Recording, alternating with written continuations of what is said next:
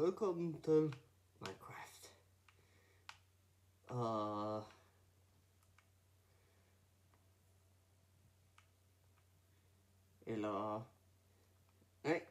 Velkommen til min YouTube-kanal, som hedder Boom Jam Random Gaming. Og I derude kan nemlig hjælpe mig med en hel del, hvilket jeg regner med, at I kan. Men først og fremmest, så vil jeg lige sige, at min YouTube-kanal har været oppe i noget tid, i nok over et halvt år, men det er okay, det er okay. I don't pay mind i dag. Undskyld, hvis jeg snakker engelsk meget, men det er okay, fordi de fleste af jer kan alligevel godt forstå engelsk. Så, eller det håber jeg da på, I kan.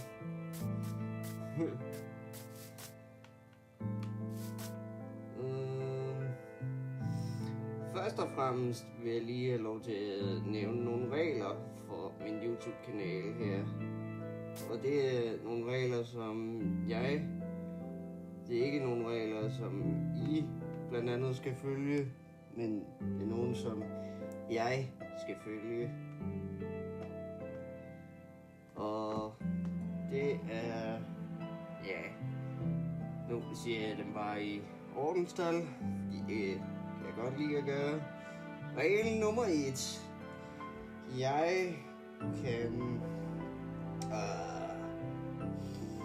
Jeg uploader videoer hver tirsdag og torsdag. Eller det vil jeg forsøge på. Hvis jeg ikke gør det, så kan I skåle mig i kommentarerne.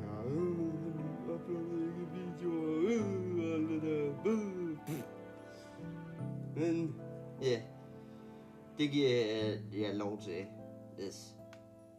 Der er ikke ret mange YouTubere, jeg har lagt mærke til, som ikke rigtig giver sig selv den mulighed der. Okay, regel nummer 2.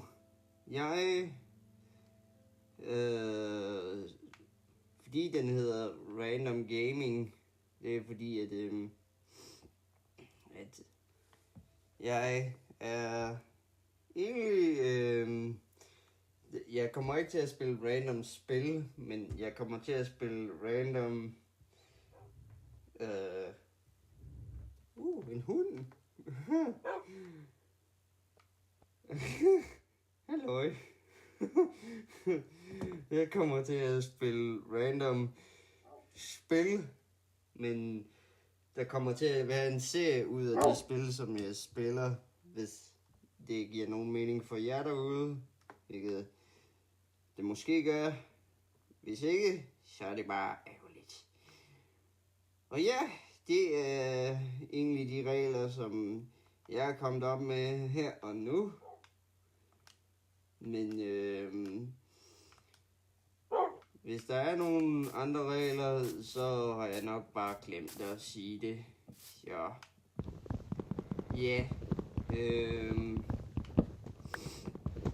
lad os komme i gang med at spille noget Minecraft her. Og så det her kommer nok til at være min introduktion til Minecraft. Det er i hvert fald det, som titlen kommer til at hedde.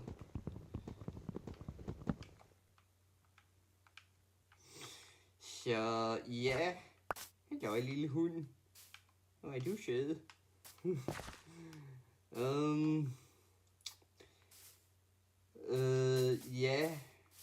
Og ja, hvad nu egentlig?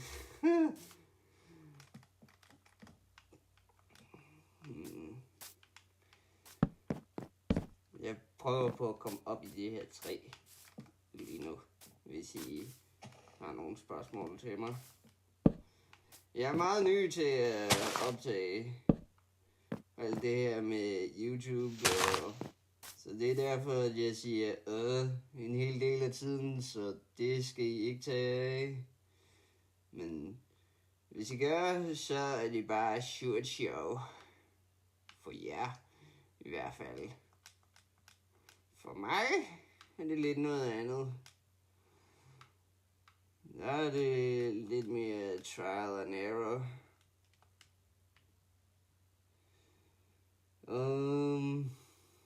Så ja. Men jeg kommer... Jeg kommer nok til at... ja, det ved jeg ikke rigtig. Jeg kan bygge en stige. What?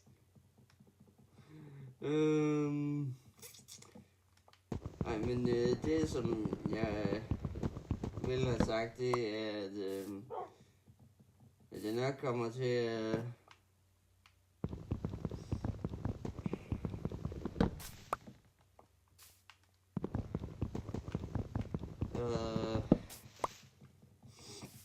og hvis I undrer jer over, hvordan man staver til Boom Jam, så er det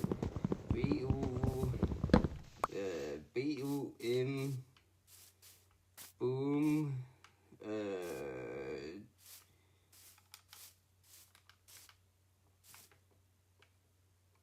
undskyld mig, men jeg prøver at placere blok sådan der. Nu gør jeg lige sådan der, sådan at intet monster kan slagte mig, mens jeg klatrer i træer.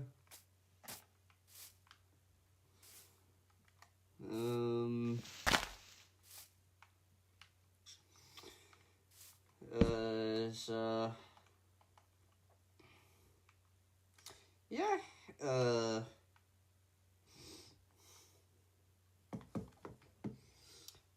jeg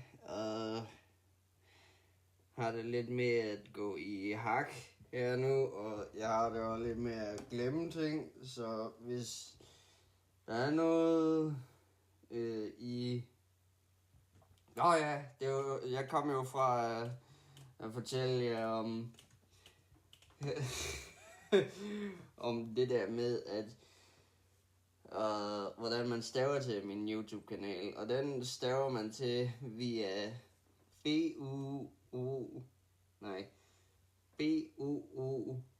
Boom, B-O-O-M, Boom, og så D-J-I-A-M, Jam, og så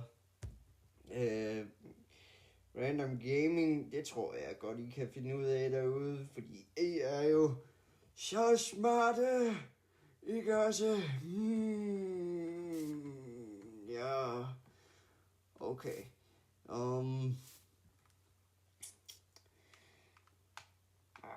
Dammit. Sådan der.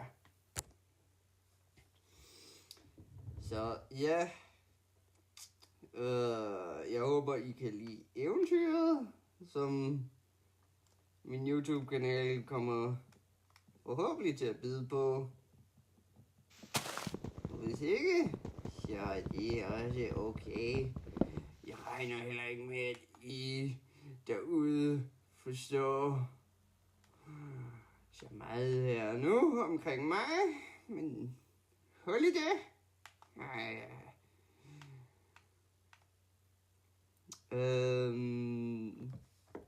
Shit, solen er ved at gå ned. Nej. Og hvis I ikke kan finde ud af at stave resten, jamen, så brug en ordbog i stedet for at bruge det som en dørstopper, eller whatever, hvad ved jeg. Jeg kommer også til at sige en sætning i den her video, en total random sætning, som kommer til at tage jer med total overraskelse. Og de af jer, der faktisk kan finde ud af at tage den sætning ud af kontekst, ja, vil jeg give et shout-out. Så ja, held og lykke med det. Jeg vil kigge på kommentarerne ved ugens ende. What? Så ja.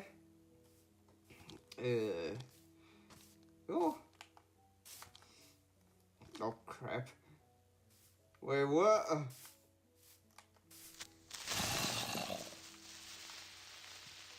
Hold on.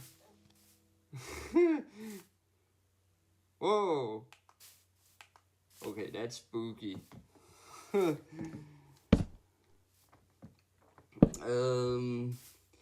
Ja, jeg vil kigge på kommentarerne, og jeg vil udråbe en vinder inden ugen er omme, så ja, stay tuned for det. Sådan der, stay tuned for det.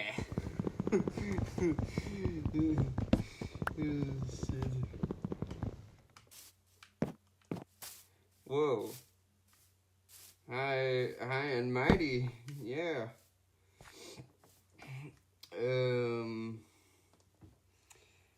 Og så vil jeg også lige sige tak for at se med. Og hvis der er noget i den her video, I godt kan lide, så husk at like og ramme den abonner-knap, fordi det kan jeg godt lide at gøre.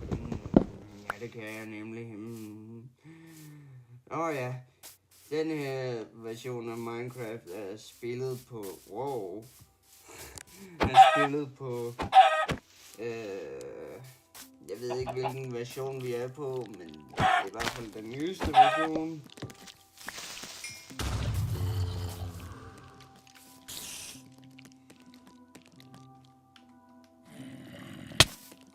Fuck.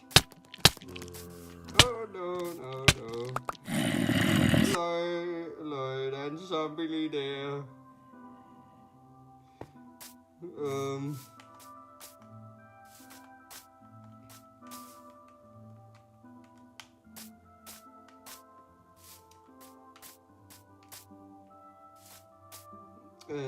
Ja, så der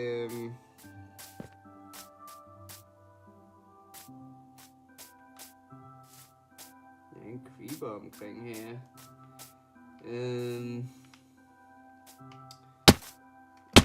Dammit. Jeg har bare lige bygget et lille midlertidigt hus her i det her træ her nu.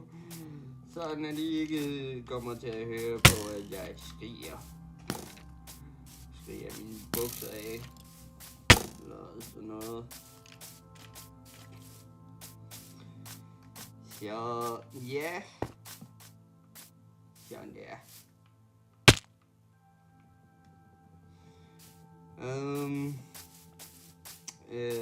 Ja. Der kommer til at være en del stillhed. Dammit her nu. Så jeg håber da, at I kan vide lidt af det. Så se hvor player. Okay, og nej, det var ikke ordet, som jeg efter. Så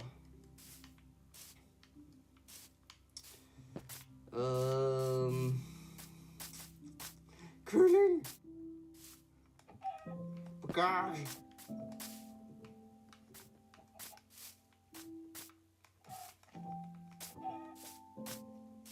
Oh no.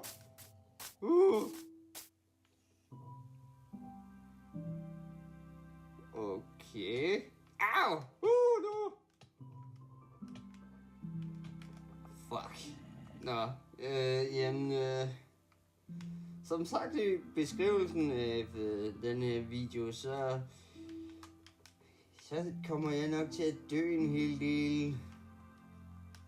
Hvilket er ikke med vilje, jeg sværger.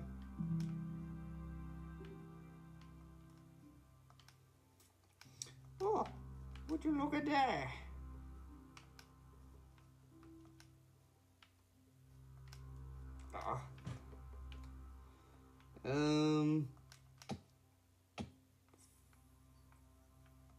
Whack.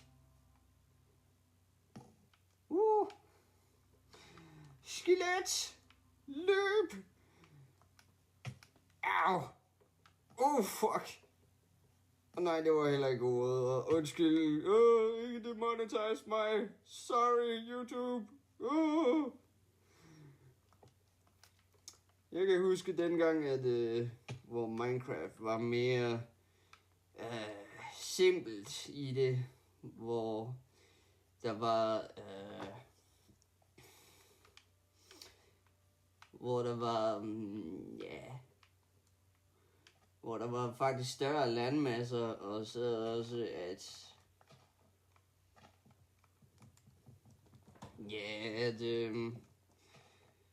at der ikke rigtig var så. Men så kom den der Ocean update. Og simpelthen lavet om på det hele. For nok det værre egentlig, fordi jeg kunne godt lide de der store landmasser. Sorry for the burp, men gotta keep the entertainment going. Holy shit, jeg er højt oppe. Men nej, det var heller ikke ordet. Så stop med at prøve at skrive det i kommentarerne. Så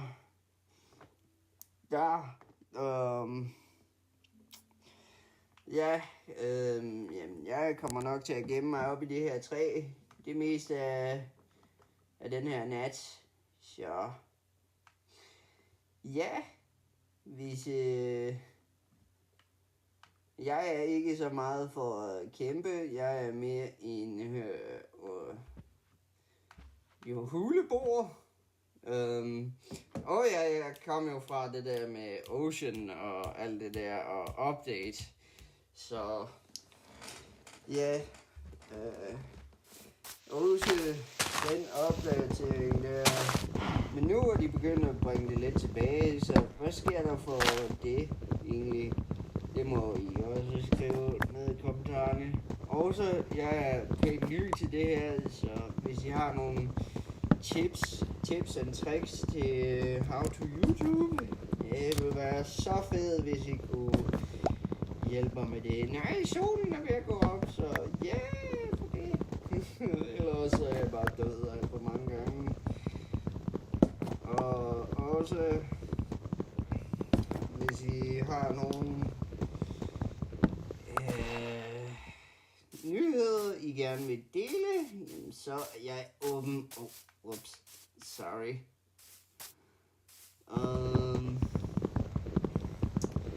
Jeg har også en idé med, at jeg gerne vil lave 2 andre YouTube-kanaler. Så det, stay tuned, så bliv her for det. Bliv her på min kanal for at finde ud af mere om det. Og det kommer til at involvere mig. Og det, nu går jeg i cirkler, sorry omkring det, men det, YouTube er svært, så sorry so much. So stupid.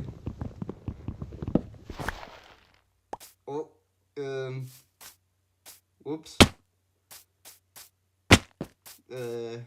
Ja, så men ja, hvis I har nogle spørgsmål eller sådan noget, så må I da gerne skrive det i kommentarerne. Og solen er ved at gå op derovre til, I don't know hvad det er, højre eller venstre. Ups. Sådan der. Nå.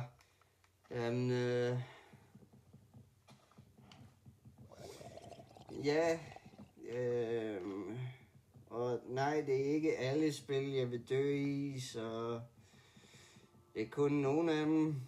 Forhåbentlig ikke alle Det er ikke alle spil, der involverer død og drab. Så lev med det.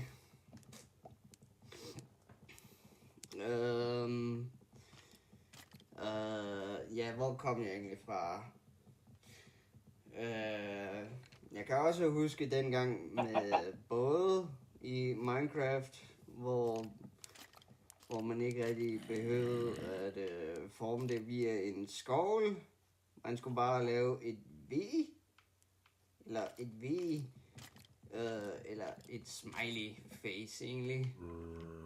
Eller egentlig bare en smiley. Et glad ansigt, ja. Så, ja. Holy shit, den her optagelse går skidt, og jeg er ved at blive sulten. So hungry.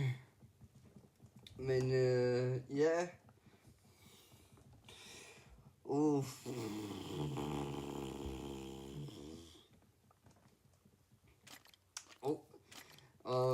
hvis I tror, jeg er en naturhader her nu, så er jeg det ikke rigtig. De her træer står bare i vejen for mig og min succes.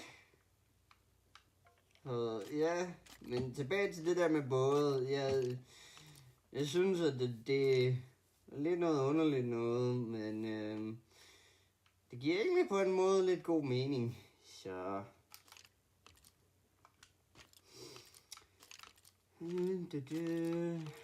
og hvis I undrer jer over, hvilken konsol jeg spiller det her på, så er det en Xbox One S. Og S er simpelthen kongen til sådan noget her. Ups. Så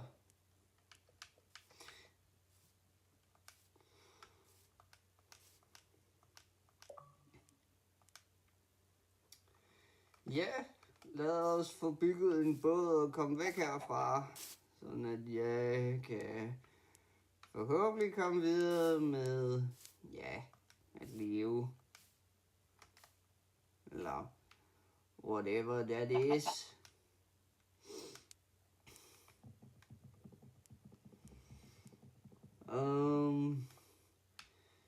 Så ja.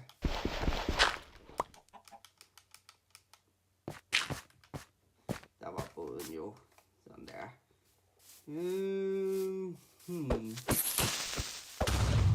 Det er som om, at jeg er spawnet i...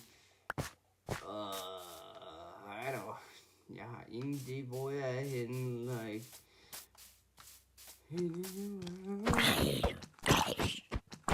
Nu gør jeg det der morgentørhed. Det er bare fordi, at jeg er rigtig ny til at optage min stemme, og jeg er ikke vant til det. Sorry about that. Men det primære mål for mig lige nu, det er simpelthen at finde en hule eller en landsby, som jeg kan slå mig ned ved. Fordi jeg er lidt en muldvarpebruger. Ja, hvis man kan sige det. Jeg er en, der godt kan lide at leve nedenunder jorden. Og det er egentlig pænt nice at gøre. Der er rigtig meget plads, og ja, det er en smule grimt, men hey, sådan er det jo. Altså, ja, hvad er det? Så ja, jeg tror da, at wow.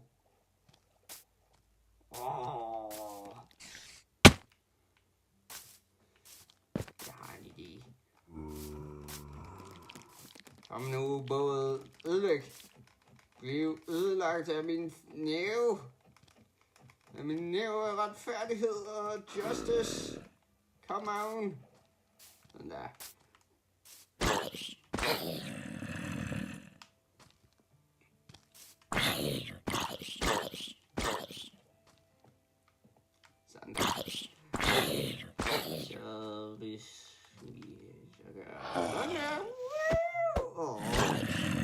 Men det skulle jo lige prøves, ja.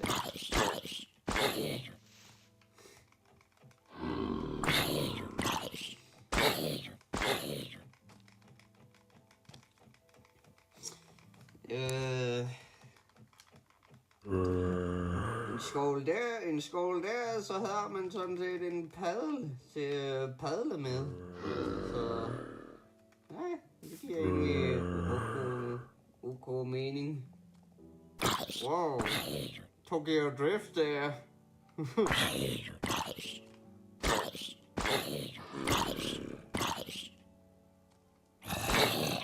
Så meget Tokyo Drift.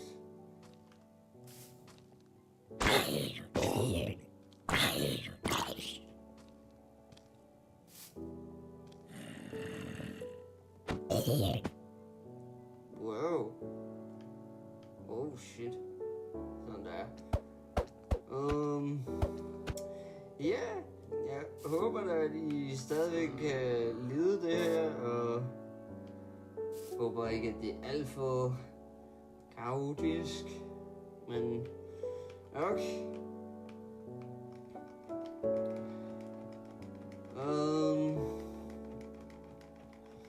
Nej, lad mig lige starte over igen. Velkommen til Minecraft, og velkommen til min YouTube-kanal, som hedder Boomjam Random Gaming, som jeg allerede har sagt sorry omkring det.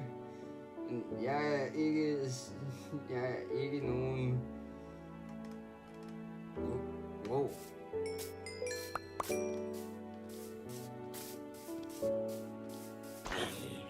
Wow, sne er langsomt, okay.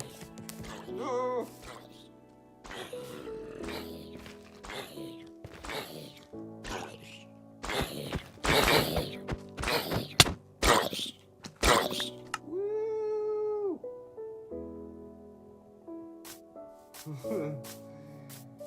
Det her er sjovt.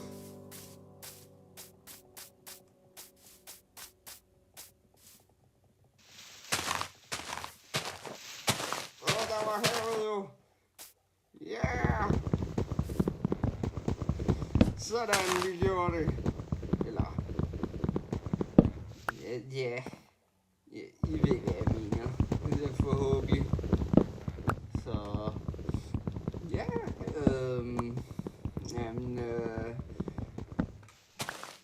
så forstod jeg ikke rigtig med det der med Ocean Update der.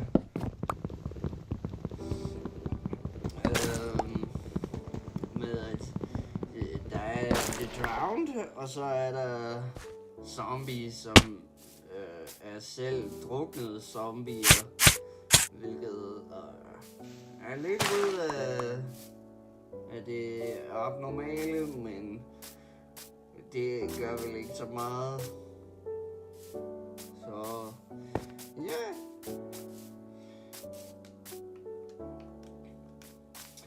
Velkommen til Minecraft igen. Og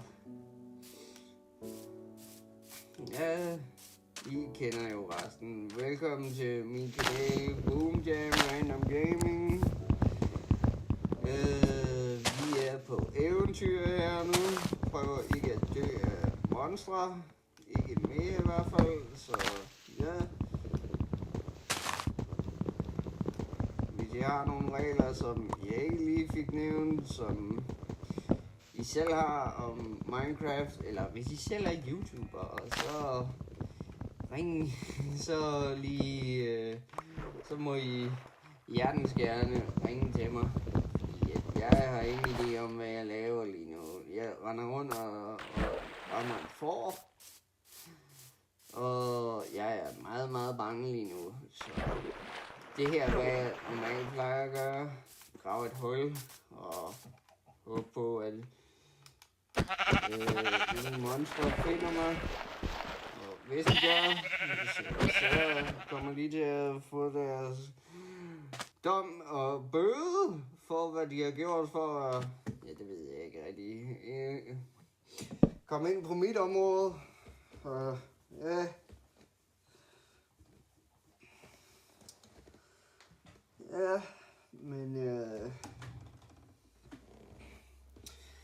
jeg håber da, at I kan lide det her, jeg laver her nu. I synes nok, at jeg er en af de dårligste YouTubere, I har set længe. Jeg stammer meget, jeg er totalt forvirret, jeg ved ikke, hvad jeg laver. Min stemme er ved at gå tør for væske lige nu. Så ja, hvis I har nogle kommentarer, så må I da gerne skrive det. Og ja, enten et like, eller måske ramme den der lille bitte klokke der. Og ja, det ved jeg ikke rigtig. Måske hjælpe mig lidt bedre på vej end den her video, fordi den her video er godt nok sjejs.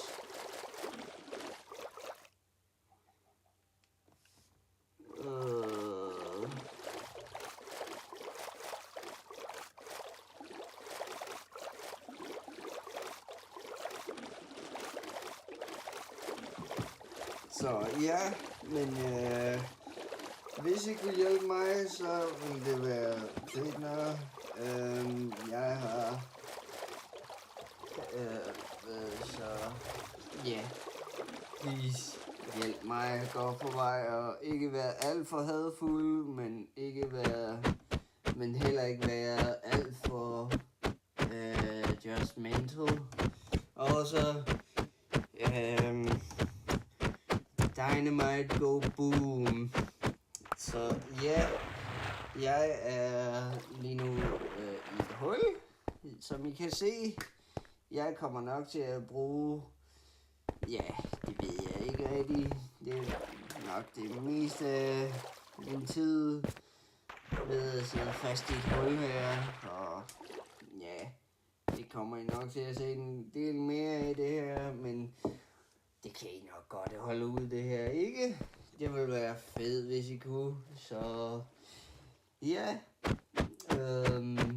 men som sagt, jeg er en huleboer, eller ikke sådan en huleboer, men jeg er en muldvarp. Jeg er en muldvarp. Så en muldvarp person, for at sige det mere rigtigt. Og hvis I så ja, hvis I kan hjælpe mig, så vil det være rigtig fedt. What? Jeg har ingen idé om, hvad jeg lige sagde der, så det må I beklage. Jeg har ingen idé om, hvad jeg siger det meste af tiden, så ja, men jo, ja. Jeg er nok en af de nyeste YouTubere, der gør det her, men hul i det. Min YouTube-kanal har også været oppe i siden august, siden slut august 2022. Så ja, jeg vil godt kunne forstå, hvis jeg ikke lige har fået nogle likes eller sådan noget endnu. Så det beklager jeg meget for, men det tror jeg godt, I derude kan leve med. Det er bare lige, om jeg kan leve med det.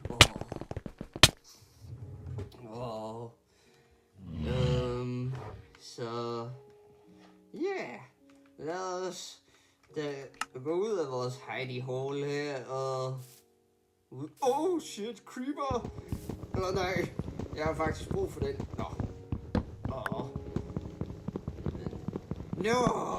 Den creeper eksploderede mit uld. Ew.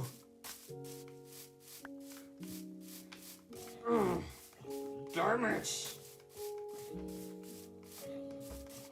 Ew, zombie, hvorfor er du også lige her? Jeg vil ikke. No! Shit, der er to! Løb væk! Jeg har mere den der flight respons, så lad os løbe væk i total rædsel og alt det der. Men også omkring, hvor lange de her videoer bliver. Jeg tror, jeg sigter for nok en time, eller ja, 2, hvis det kunne gøre det. Så ja, hvis jeg kunne få det op på 2, så ville det da være meget perfekt. Og hvis jeg kunne faktisk allerede bare få det på 1, Enderman. Men der er 2. Oh no. Så ville det egentlig også være rigtig godt. Oh no. Ikke spring ud. Det her, det var så dumt. Så ja, der kommer også nogle andre former for spil her på min kanal, som sagt. Og dem vil jeg forhåbentlig gerne lave en lille serie ud af, hvis jeg kan.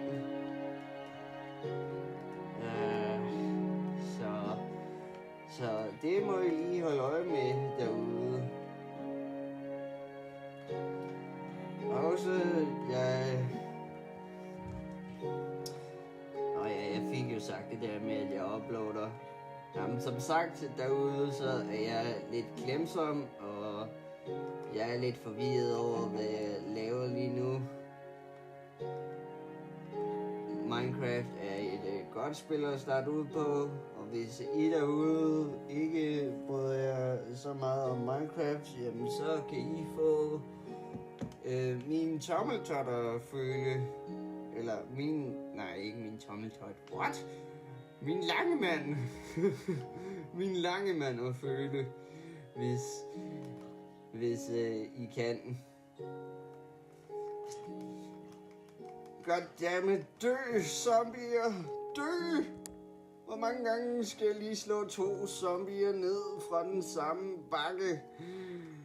Det her er sindssygt.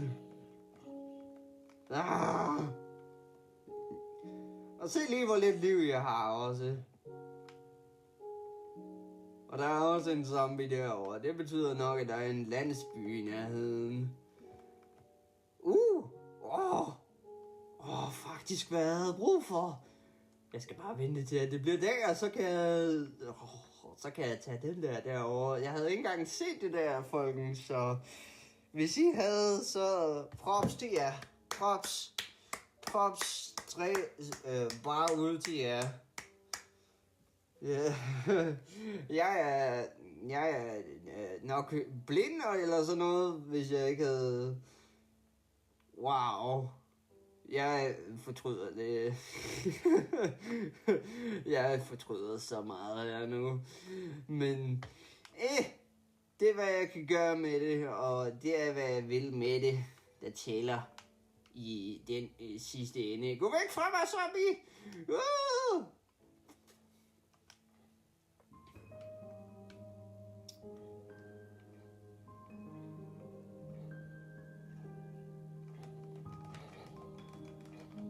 Oh no! Ups. Det er nok min skyld. Hvis det her var en lidt mere pro-YouTuber, så ville det nok have set lidt mere anderledes ud end det der. Men okay.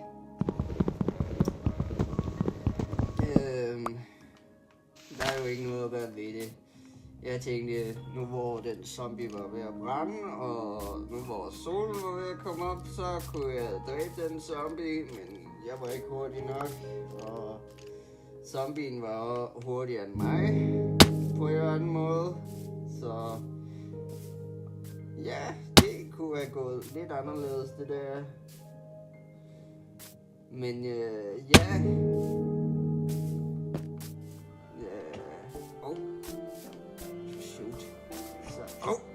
shit. De her er vildt gode at tage med. Så det tror jeg lige, at jeg vil gøre her og nu.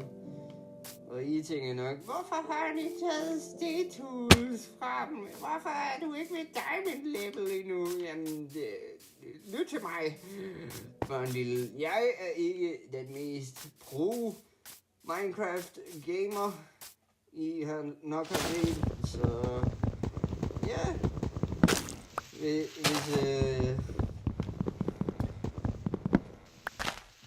Hvis det ikke er så meget at gå ud fra, jamen så ved jeg ikke rigtig, hvad jeg er. Jeg er sindssygt dårlig til mange af de spil, som jeg kommer til at spille på den her kanal. Så hvis I kan tilgive mig for at dø en hel del og for at spilde jeres tid, så vil... Hvis I kan tilgive mig for det, jamen så vil det egentlig bare være super. Så super. For. Halløj. No. You need to die. Hvorfor løber du mod mig, dumme får? Altså får i virkeligheden og får i spil er ikke så meget anderledes end hvad deres virkelige del er, som... Og det burde jeg egentlig vide noget om. Jeg ved ikke rigtig, hvorfor jeg burde vide det, men det gør jeg lige. Jeg har et par får i fortiden, så ja. Yeah. Og de får er søde. Så søde og dejlige bløde. Jeg har også en, jeg ved ikke om man kan kalde det for en drøm eller noget, som jeg vil gøre, men jeg vil helt sikkert nok gøre det alligevel, så haha, så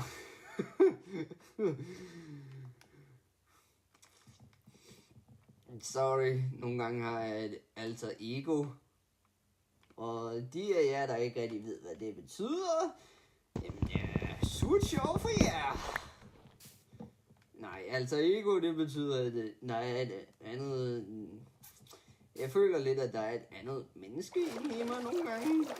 Men det er ikke noget, som er så godt at høre om. Det er særligt, når man er mig. Så ja,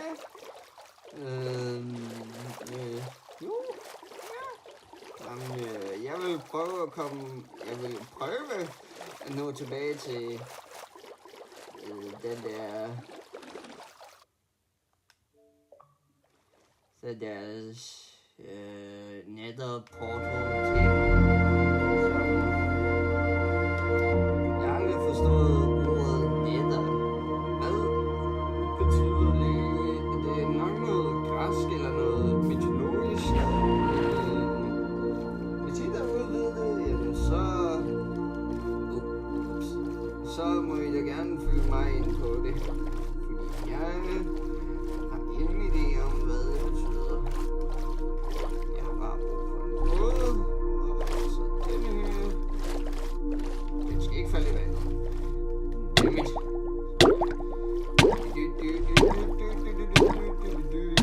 Sorry, jeg blev færdig med at se Pirates of the Caribbean her i går. Dead Man's Chest, og så Dead Man Tells No Tales blev jeg færdig med at se her i går. Og det er nogle gode film. Især med de der action scener, der er i. Jeg kan godt lide alle skuespillerne. Jeg kan godt lide alle heltene. Men nogle gange så kan det også blive lidt overvældende. Men det er nok det, der hedder movie magic. Eller sådan noget. Det er i hvert fald det, der fik mig til at starte med at se den her lille serie her i... Jeg tror, det var her i sidste weekend, jeg kom i tanke om at se den. Så, ja. Oh no. Back on the racetrack. Så... Men nu håber jeg også, at I ikke er alt for forvirret af mit engelske og danske blandt sammen. Jeg kan godt lide... det var ikke meningen.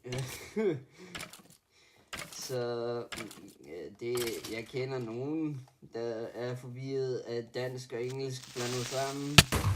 De tænker ikke, at det er ordentligt, og de tænker heller ikke rigtig, at det er sundt og godt. Men der er jeg lidt anderledes. Jeg kan godt lide at snakke engelsk. Jeg kan godt lide sproget. Og også... Der er jo nogle folk, der har kaldt det for et fint sprog, hvilket jeg ikke rigtig forstår. Så... Men ja... Sådan der. Men det bliver jo også brugt i spil lidt ligesom Minecraft. Det bliver dog ikke rigtig brugt her nu, fordi at det her er dansk jord og dansk jord alligevel. Jeg går... Holy. Jeg er flyvende lige nu. Så...